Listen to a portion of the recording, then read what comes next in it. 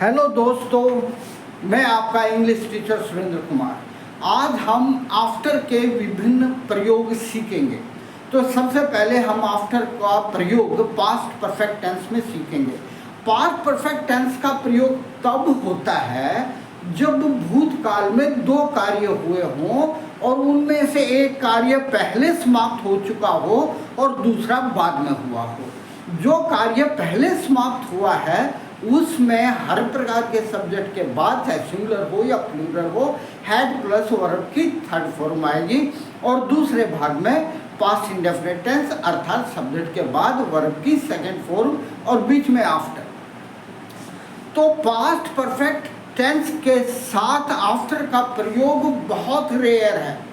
YouTube पर शायद ही कहीं मिले, स्कूलों में तो समझाया ही नहीं जाता है और किसी किसी ग्रामर में मिलता है, वरना मिलता ही नहीं है। ठीक है, तो मैं ये कोशिश करूँगा आफ्टर का प्रयोग कैसे विभिन्न प्रकार के सेंटेंसेस में यूज़ किया जा सकता है। तो इससे पहले मैं आगे बढ़ूँ, आपसे हमेशा मैं रिक्वेस्ट करता हूँ, प्लीज़ सब्सक्राइब माय चैनल और इसको लाइक करें और शेयर करें। तो मेरा पहला सेंटेंस है, तो पहले इसको मैं इरेज कर देता हूँ। यूज ऑफ आफ्टर, तो इरेज करता हूं, जैसे कि काम समाप्त करने के बाद मैं खेलने चला गया। ठीक है ना, काम खत्म करने के बाद, काम समाप्त करने के बाद मैं खेलने चला गया। तो इसमें काम जो है ना पहले समाप्त हुआ है, अर्थात इसमें हैड प्लस वर्ब की थर्ड फॉर्म आएगी। और मैं खेलने चला गया, ये काम बाद में हुआ है, तो इसमें वर्ब की सेकंड फॉर्म आएगी, अर्थात इसमें पास्ट इंडेफिनिट टेंस आएगा। तो पास्ट इंडेफिनिट टेंस वाले वाक्य को यदि आफ्टर वाले वाक्य में पहले लिखते हैं तो सुंदर लगता है। ठीक है ना, तो मैं खेलने चला गया, मैं के लिए क्या लिखेंगे, आई। गो की second form went, I went to play. ठीक है ना, मैं खेलने चला गया, आई वेंट टू प्ले। अब ये वाक्य पूरा हो गया, मैं खेलने चला गया। अब लगाएंगे आफ्टर। आफ्टर, अब आफ्टर के बाद दोबारा फिर सब्जेक्ट लगाएंगे आप। आफ्टर के बाद दोबारा subject, I had finished my work। है ना, after I had finished my work। तो इसमें क्या क्या होगा, जो कार्य बाद में हुआ है उसमें सब्जेक्ट के बाद वर्ब की सेकंड फॉर्म आएगी, और जो कार्य पहले हुआ है उसमें हैड प्लस वर्ब की थर्ड फॉर्म आएगी, और दोनों के बीच में आफ्टर। तो एक बात और मैं बता दूं, पास्ट परफेक्ट टेंस में आफ्टर के बाद पास्ट परफेक्ट टेंस आता है, और पास्ट परफेक्ट टेंस में बिफोर के बाद पास्ट इंडेफिनिट टेंस आता है। पास्ट परफेक्ट टेंस में आफ्टर के बाद आप हैड प्लस वर्ब की थर्ड फॉर्म लिखेंगे, अर्थात पास्ट परफेक्ट टेंस लिखेंगे। और यदि बिफोर का प्रयोग है पास्ट परफेक्ट टेंस में, तो बिफोर के बाद पास्ट इंडेफिनिट टेंस आएगा, बिफोर से पहले पास्ट परफेक्ट टेंस आएगा। इस बात का ध्यान रखो, ये कॉम्पिटिटिव एग्जाम में ये ब्लैंक्स भरे जाते हैं। अब ये दूसरी प्रकार का कैसे हो सकता है, after having finished my work. After having finished my work, comma, I went out to play। है ना, I went out to play। इसको कैसे, आफ्टर हैविंग फिनिश्ड, काम खत्म करने के बाद, कर चुकने के बाद। इसमें लगभग सेम चीज है, इसमें भी काम समाप्त किया, कुछ देर के बाद अपना सारा काम निपटा कर मम्मी से पूछ के गया है, इसमें भी ऐसा ही है। तो ये ना, अर्थात इस काम में और इस काम के अंतराल में थोड़ा सा फर्क है। तो after having finished my work, अपना काम समाप्त करने के बाद I went out to play, और इसको after finishing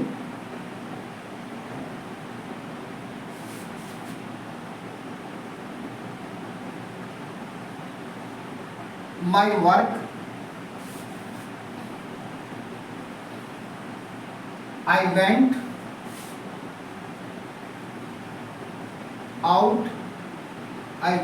out to play।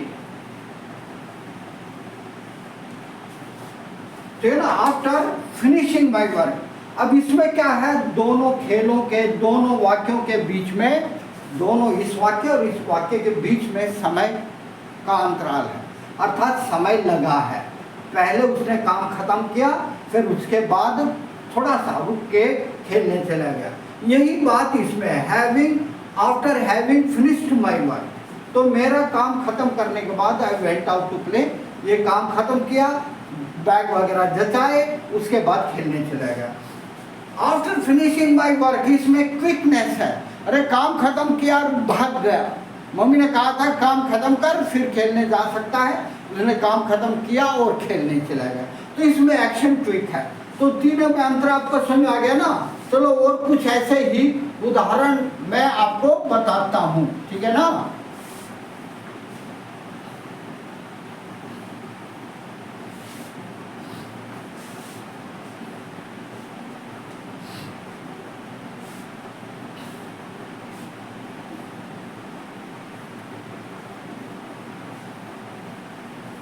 अब जैसे कि ये है,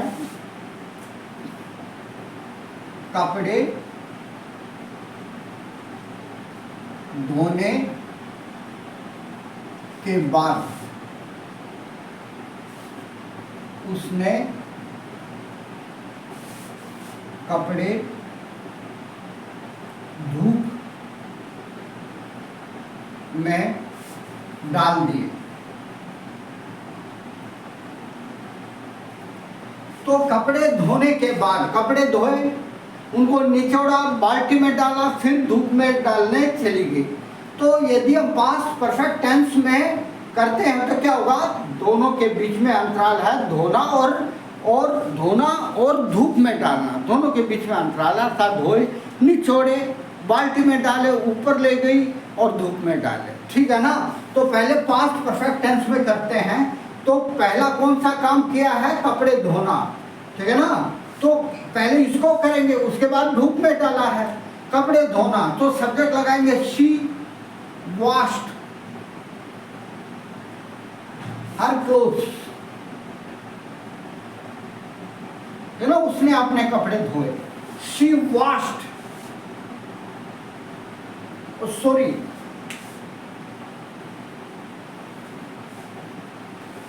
उसने कपड़े धूप में डाले। ये पास्ट इंडेफिनिट टेंस को पहले लिखे भाई, ये आफ्टर का बाद, कपड़े धोने के बाद उसने कपड़े धूप में डाले, तो बाद वाले काम को पहले लिखेंगे। तो कैसे लिखेंगे, she put the clothes in the sunshine, in the sunshine, sun भी लिख सकते हैं आप, मुझे लगा कि मुझे सनशाइन लिखनी चाहिए। After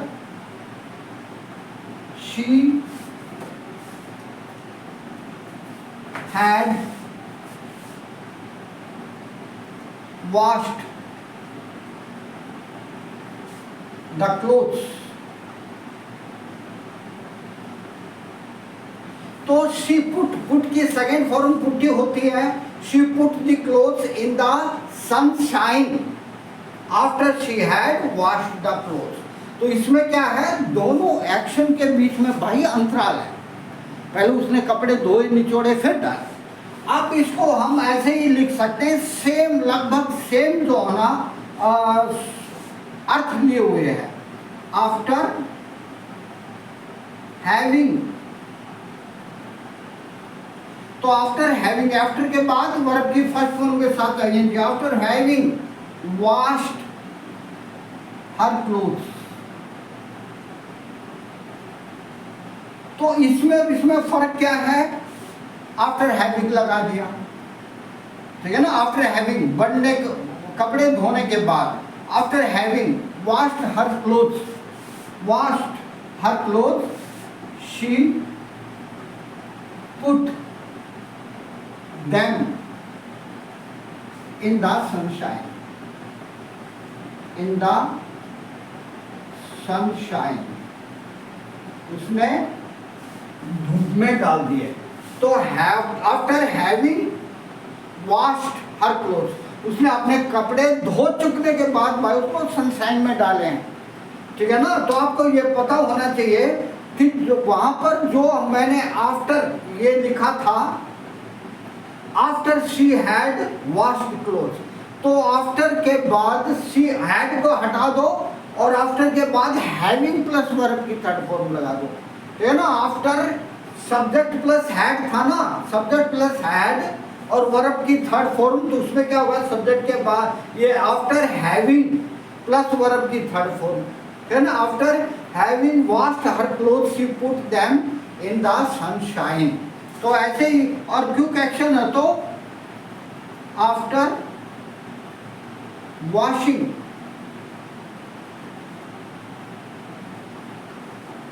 clothes she put them in the sunshine, in the sunshine, ठीक है ना। इसमें क्विक एक्शन है। आफ्टर वॉशिंग, धोने के बाद जल्दी से गई, क्योंकि उसका सीरियल आने वाला था, या बॉयफ्रेंड आने वाला था। She after washing her clothes, कपड़े धोए और गई छत के ऊपर और डाल दिए, you know, put them in the sunshine। तो यहाँ पर जो ये पुट की सेकंड फॉर्म पुटी होगी, तो ये काम करने के बाद वो करने गई, तो आफ्टर वॉशिंग ये क्विक एक्शन को दिखाता है, और आफ्टर हैविंग वॉश्ड ये थोड़ा सा लेजीपन को दिखाता है, और यहाँ पर एक काम खत्म कर चुकने के बाद past tense, past perfect tense में दूसरा काम हुआ है, और पास्ट परफेक्ट में पास्ट इंडेफिनिट टेंस पहले आएगा और पास्ट परफेक्ट बाद में आएगा और बीच में आफ्टर आएगा। मैंने बताया था, ये बताया था, यदि बिफोर लगाएंगे पास्ट परफेक्ट टेंस में तो बिफोर के बाद पास्ट इंडेफिनिट टेंस आएगा। यदि आफ्टर लगाएंगे पास्ट परफेक्ट टेंस में तो आफ्टर के बाद पास्ट इंडेफिनिट टेंस आएगा। इस बात का ध्यान करो, यह जो ना पेपर में आता है खालिस्तान भरने के लिए, कि यहाँ पर आफ्टर आएगा बिफोर आएगा, बच्चे कंफ्यूज हो जाते हैं। बिफोर तो स्कूल वाले समझा देते हैं, अब यूट्यूब वाले भी समझा देते हैं, आफ्टर का प्रयोग बहुत कम समझने को मिलता है, ठीक है ना। और एक्शन में यदि थोड़ा डिले हो तो कैसे लिखेंगे, आफ्टर हैविंग वॉश्ड हर क्लोथ्स, अपने कपड़े धोने के बाद she put them in the sunshine, ठीक है ना। और एक्शन क्विक हो तो after washing clothes she put them in the sunshine. Okay, समझ गए ना। मैं इरेज कर रहा हूं।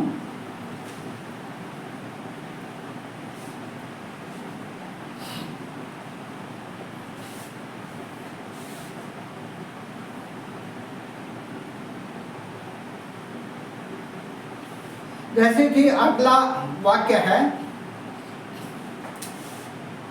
बिल चुकाने के बाद,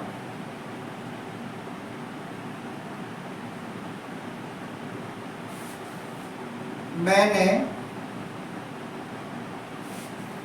रसीद ले ली थी।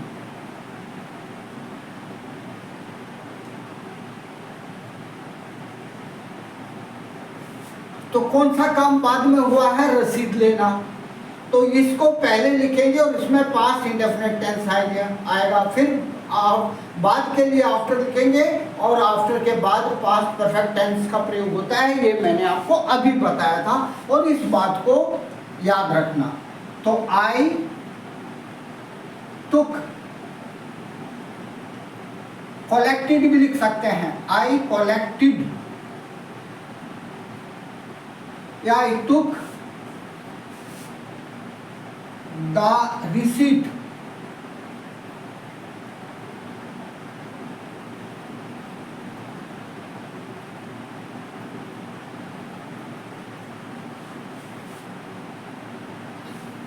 I took the receipt, oh sorry, receipt after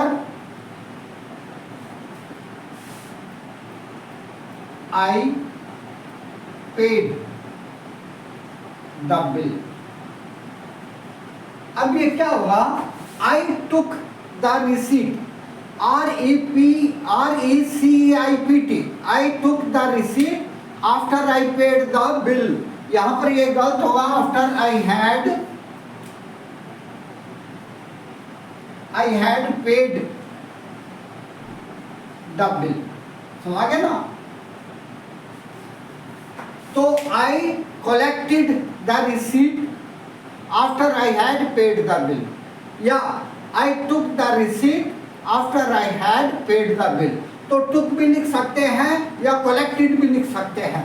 तो जो काम पहले हुआ है वो आफ्टर के बाद लिखेंगे, और जो काम बाद में हुआ है उसको आफ्टर से पहले लिखेंगे। आफ्टर से पहले पास्ट इंडेफिनिट टेंस आएगा और आफ्टर के बाद पास्ट परफेक्ट टेंस आएगा। अब इसको ऐसे भी बहुत लिख सकते हैं, आफ्टर हैविंग, आफ्टर हैविंग के बाद वो काम पहले लिखेंगे जो पहले हुआ है। आफ्टर हैविंग के बाद कौन सा वाक्य लिखेंगे? वह लिखेंगे जिसमें काम पहले हुआ है। After having paid the bill, comma I collected the receipt.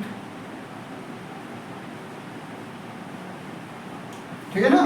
After having के बाद कौन सा वाक्य लिखेंगे जो पहले हुआ है? After having paid, after having के बाद वर्ब की थर्ड फॉर्म आएगी, after having paid the bill I collected the receipt. और ये quick action after paying the bill I collected the receipt।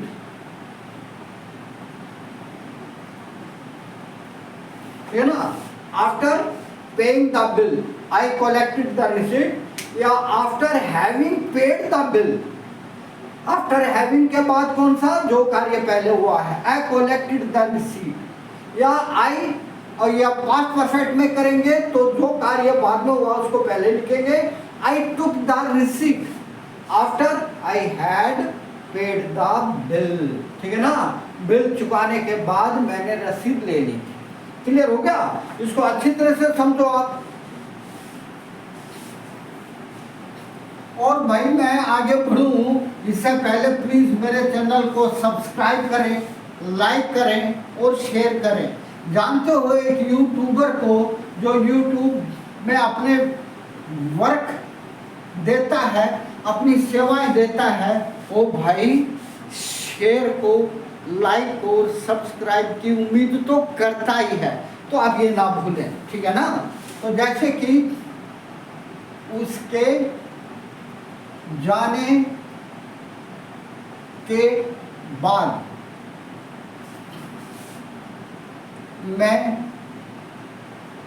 बहुत रोया। ना वो जाने के बाद पहले तो मैं अकड़ता रहा, ऐसे ऐसे मुंह बनाया, नहीं बोलूँगा, नहीं मिलूँगा कभी, फ़ोन भी नहीं करूँगा, वो नहीं करूँगा, और जाने के बाद फिर रोना, जीना दूभर हो जाता है। ऐसा हुआ होगा, मुझे भी हुआ है, होता था।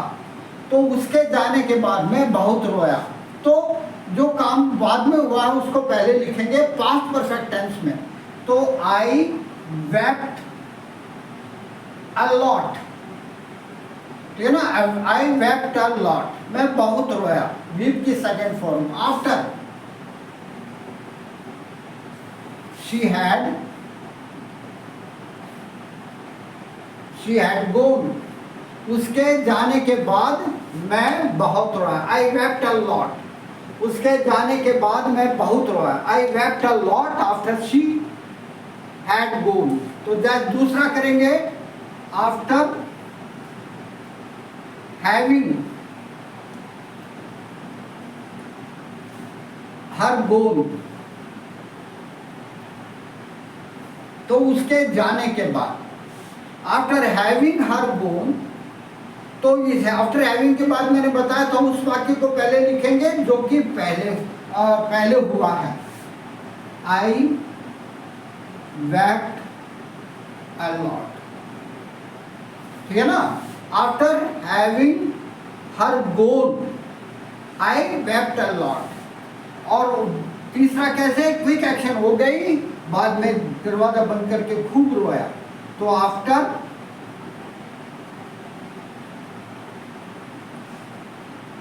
गोइंग हर,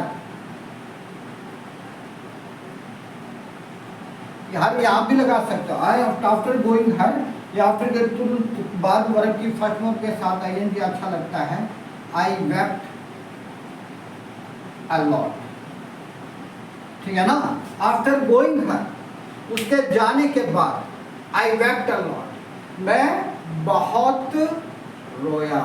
आता है ना, कभी अनुभव किया होगा, है, झूठ मत बोलो यार। समझ आ गया आपको। ये लास्ट वाक्य और करता हूं मैं,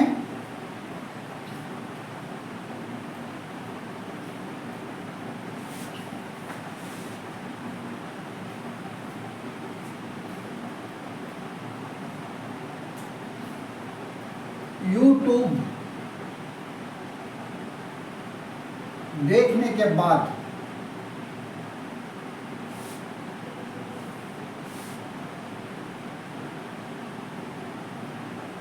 मैंने फोन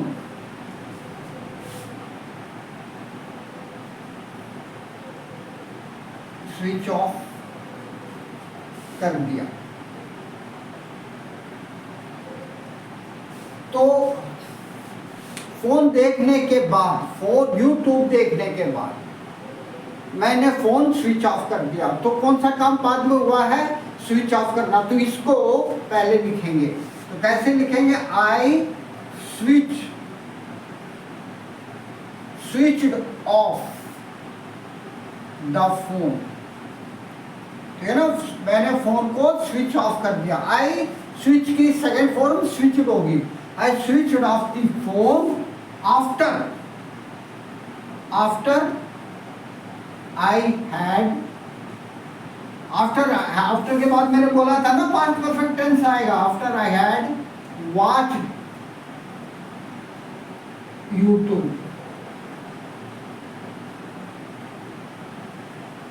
ठीक है ना।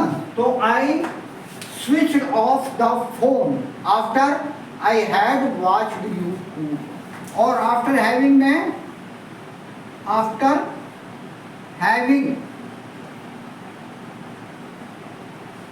वॉच्ड, तो आफ्टर हैविंग के बाद जो कार्य पहले हुआ है उसको पहले लिखेंगे। After having watched YouTube,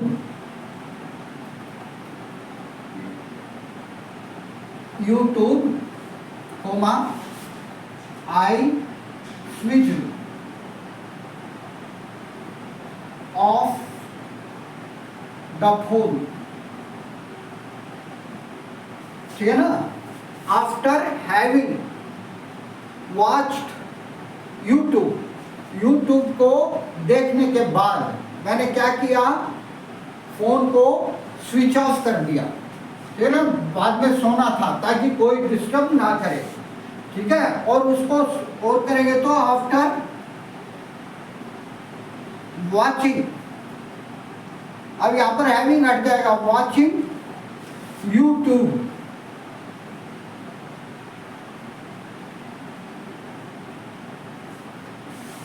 I switched off the phone, ना आफ्टर वॉचिंग यूट्यूब। तो आफ्टर के बाद हमेशा वो काम पहले लिखेंगे जो पहले हुआ है। आफ्टर के बाद वाले सेंटेंस के बाद में हम वो कार्य पहले लिखेंगे जो कार्य पहले हुआ है। आफ्टर के बाद जो कार्य पहले हुआ है उसको लिखेंगे, और बाद में दूसरे भाग में पास्ट इंडेफिनिट टेंस जो कार्य बाद में हुआ है। तो मेरे विचार से आपको ये अच्छी तरह से समझ में आ गया होगा, ठीक है ना। आप एक बार अच्छी तरह से देख ले, और आपसे फिर दोबारा रिक्वेस्ट है, प्लीज़ मेरे चैनल को लाइक करें, सब्सक्राइब करें, शेयर करें। भाई इसकी उम्मीद रखते हैं, इसीलिए यूट्यूब बनाते हैं। Please don't forget it. Okay, bye, have nice day, love you all.